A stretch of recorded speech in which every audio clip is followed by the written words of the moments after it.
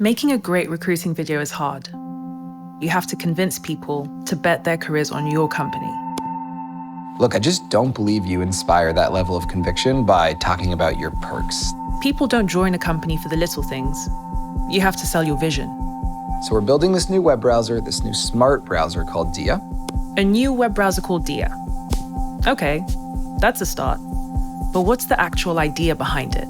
The next era of computing is going to revolve around AI. That's not a big secret. But our belief specifically is that AI is not going to exist as an app. It's not going to exist as a button. AI is going to be an entirely new environment built on top of a web browser. A new environment built on top of a web browser. Maybe one that's personal, one that's deeply integrated into your tools and workflows, maybe even an environment that can do work for you because it understands your context. Now we're getting somewhere, but the idea is still a bit vague. So you probably have to spend the rest of the video backing it up with demos of early prototypes, historical context for your thesis, and a technical deep dive on why your company is best positioned to win. Making a great recruiting video is hard, but you can't build a winning product without a winning team. So it's worth a shot. Is that my cue? Cool. If you join the browser company, what might you work on? Because we're building at the browser layer, we get to reimagine fundamental computing interfaces. Like this one, and this one. At this company, you get to ask, how might these generic interfaces become more personal and powerful in this next era of computing? There's this little blinking line in every text box, email, Google Docs, just sitting there blinking. It's called the insertion cursor. What if we bring this very personalized intelligence to every text box to that cursor? So for example, Apple released the original iPhone in, I don't remember the year. Instead of having to go open a new tab, I can just click on the cursor itself and it'll go out and find, 2007. And then I can keep going. The original specs were, once again, I can just ask my cursor, hey, will you go fill that out for me? Do that research for me? This prototype, while small and early, highlights what it means to build a new computing environment at the browser layer. This interface isn't confined to one product. We have all the context to make it personal and powerful out the box. Because it is the browser, it understands the broader environment that it's in. I'm trying to find holiday gifts for my sisters. I open a bunch of tabs. I want my wife's advice. I can just go to my little writing buddy and say, paste the Amazon links and ask Valerie which is best for Emma. Right, so this would be usually like a back and forth between all the tabs, copy and paste the URLs, write a little thing. Instead, it'll just do that like futzing for me. That insertion cursor demo was just the beginning. But before we show you more, let's talk about how we're able to build these things. Because the way we work is just as important as what we're building. Creating something like the insertion cursor isn't just about having good ideas. Our ability to prototype quickly at the browser layer comes from infrastructure we've been perfecting for 5 years, starting with a foundation we call ADK. So we started the browser company by building what we call ADK. And ADK is a totally new way to build a web browser on top of Chromium. Instead of wrestling with Chromium C++ codebase, ADK lets our engineers prototype browser features in days instead of months. So if you come here, you can literally dream about some wild new interface for AI and the web. We can prototype something in a couple days that would take the old way of building browsers months to do because of how gnarly it is to do it in the old way. But we didn't stop with ADK. We've spent much of this year layering 4 additional key components that will make building a new computing environment at the browser layer possible. Components like memory, which allows Dia to securely understand you and your work online. Actions, which allow for a browser to hook into your tools and do your tasks for you.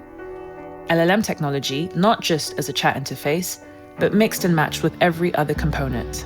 And finally, self-driving, the browser company's frontier bet, which will allow Dia to take large tasks off your plate completely. These components can be mixed and matched to quickly prototype features like we're demoing today. For example, our insertion cursor can use memory and LLMs. Our next demo uses both of those components as well, and it can perform actions on your behalf. If you think about it, your browser has a lot of context about who you are and what you're working on. And so one of the things you can do in Dia is you can say, what was that doc that Cyrus sent me about Heidegger? And it's going to go out and it's going to search through all of the memories, which are just local on my computer. It never leaves my device. And look, it found the exact Notion doc, even though I didn't remember the title. Why don't you email this to Josh and ask him what he thinks? And because it's my environment, because it's my browser, it knows what email I use because I'm logged into Gmail and I use Gmail all the time. Actually, just create a calendar event for Friday at 4 p.m. with Josh, right? And so I can think with my computer for the first time, and it can wield my tools, and it can do that without any special APIs. It's just the fact that it's a browser. And there's a consistent theme. It's take a part of the browser that's always existed and just upgrade it to be that much more personalized and that much more intelligent. To me, this is the ultimate idea, which is let's take that little mouse cursor, that little black arrow that represents you and has for decades, and say, hey, what if there was another one? And it could use your computer like you use it. Someone emails me and says, hey, we need a bunch of these things from Amazon for the shoot tomorrow. Can you go order them? It's actually a pretty easy task, but it's also very tedious. It's not creative. It's not a good use of my time. So you just say, hey, please add these items to my shopping cart on Amazon. And again, because it's the browser, it knows what you're talking about because it knows the tab you have open. It knows how to go to Amazon, and it's gonna go and it's gonna click around and add each individual item from that email to your shopping cart. Right now, you're looking at it, but imagine a world where actually just send the cursor off, and then you could take a little breather, go to the bathroom, check your phone, just pause for a minute, and when you get back, all of those items will be added to your Amazon cart. While this is a perfectly fine demo, it's the kind of task you could do on some remote third-party server. So the real question we obsess over is, how do we automate the things that are unique to you, that are very personalized to you? And so in this situation, for example, for the shoot, we have all these crew members around here, and we had to email each of them with their call time, the location, and that was actually different per crew member. So here we can say, hey, go ahead, I want you to write emails in this format, but I want you to personalize each email to the individual, to what their name is, what their call time is, and it's gonna go in, and it's going to one by one take the name from the doc, take the email, open up Gmail, write a custom personalized email to that person, go back. Think about all the coordination that you and I do every day in our jobs. This is sort of thing, it's just teach it how to do it once and it can do it again and again and again for you. It might seem convenient that the browser company believes the winning AI interface will be a holistic environment powered up by this new technology. But this isn't a new idea. It's a lesson history teaches us over and over and over again. Inventions alone rarely change the world. In 1879, Thomas Edison and his team in Menlo Park, New Jersey, invented a new light bulb with a carbonized bamboo filament that could last over 1,000 hours in use. Edison's light bulb was a breakthrough, as the previous standard was just a few hours. The newspapers called it the miracle of the 19th century. But Edison's light bulb by itself wouldn't change the world. Again, inventions alone rarely do. The real test came when Edison announced that he would illuminate 1 square mile of the heart of New York City with a newfangled electric light. Individual light bulbs were basically just better candles. A better candle was nice, but it didn't fulfill the promise of this revolutionary technology. It was only when we rebuilt our world around artificial light that everything changed. Night became as productive as day, and the rhythm of daily life itself was transformed. Today, we're at a similar point with AI. We've invented groundbreaking language models, but all we've managed to do is scatter AI buttons across our interfaces.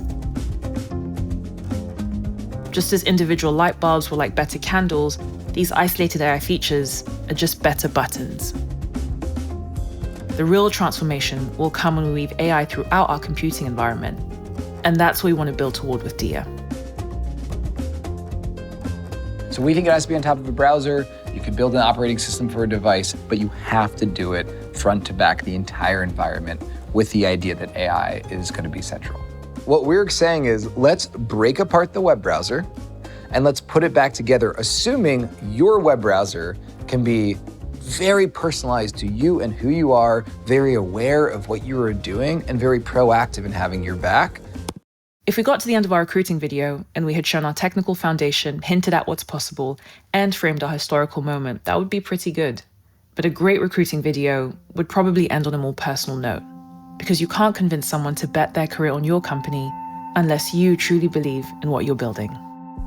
Yeah, at a very personal level, remember when we started this company, there was such this internal conviction and confidence that the browser was going to be interesting that nobody around us understood.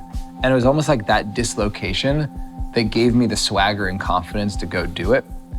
And I feel like for a while, if I'm being really honest, when we were at the kind of peak of Arc excitement and hype, I almost had lost that internal compass and was so reactive to kind of what other people thought. And so there's this bizarre experience, honestly, after this last video we put out where no one understood, second product tossing away Arc, but just in my fucking bones, I feel like this is so obviously where the world's going.